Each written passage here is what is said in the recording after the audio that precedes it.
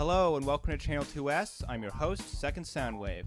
Gunpla Expo is just about wrapped up, but right now I'd like to take a break from the excitement to bring to your attention an underrated HGUC release, the GM3. The poor guy's hardly gotten any kind of attention in universe, but it's still a really great design and a solid little HG kit. There's no point in me just talking about how fun it is, so let's crack open this box and see what's inside. At 1,500 yen, the GM3 leans towards the lower end of the HG price range.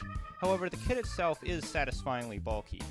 It strikes a nice balance where it's beefy enough that it looks like it could do some serious damage, but still generic enough to pass as a grunt. If you prefer the traditional GM look, you can remove the shoulder and hip-mounted weapon pods for a sleeker silhouette.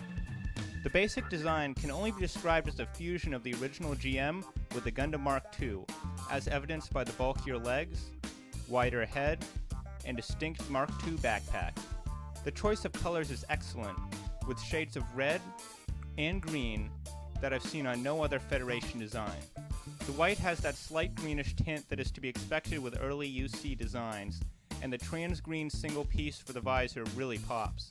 There's actually some really nice details sculpted in behind it, but it ends up being completely obscured by the visor. This is a high grade, so of course it does have a few stickers. But other than the ever-present cameras, all of them are on the legs of the GM3. The red trim, the green shin stripe, and the red kneecap are all stickers, as is the gray square by the ankle. They all go on fine, and I've had no issues with them peeling over time. You also get a marking sheet similar to the Jesta cannons with Federation, Karaba, and Londo Bell related markings. I'm not a fan of these clear plastic stickers, as I usually prefer proper decals, but I put them on anyways to give it some character. Overall, the aesthetics of the GM3 are simple but distinct, just as they should be. Articulation on the GM3 is sufficient, but only just. The head looks up surprisingly far, but everything else is about average.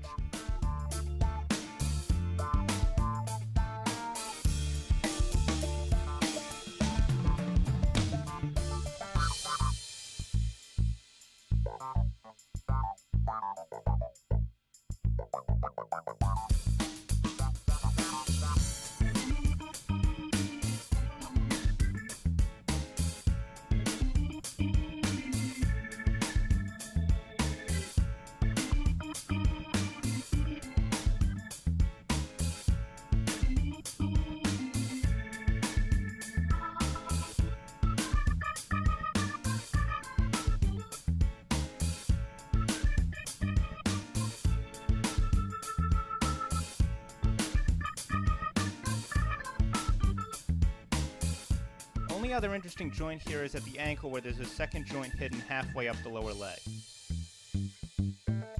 So overall, articulation is nothing special, but it's enough to get some solid poses out of. For accessories, the GM3 is pretty loaded. First up are the detachable missile pods from earlier. They connect into the back of the shoulder pad via a polycap, so there are no stability issues here. The red parts can be swapped out for open missile doors, although they would benefit from a little bit of paint just to make the missiles more visible. The hip-mounted launchers could also use some painting since they definitely get lost in the sea of white otherwise. The red caps can come off to expose the tips, and I guess they kind of sit off to the side. Not really sure how these work in universe. The pods connect to the hip skirts, but there's no polycap there, so they don't feel quite as secure as the shoulder pods. Depending on your preference, they can be mounted either horizontally or vertically. The GM3's sidearm is just a basic beam pistol with a moving secondary grip that really serves no purpose. Like seriously, does anyone actually pose their kits with a secondary grip? I sure don't. The shield is almost identical to the Gundam's, but somehow manages to look beefier by association with the rest of the design. It can be mounted on the back or side of either arm, and the mount can also accommodate the Jigen's shield for unicorn accuracy. And yes, that is an official feature. Finally, the beam sabers on the backpack can be removed and you get a pair of standard length red blades for them.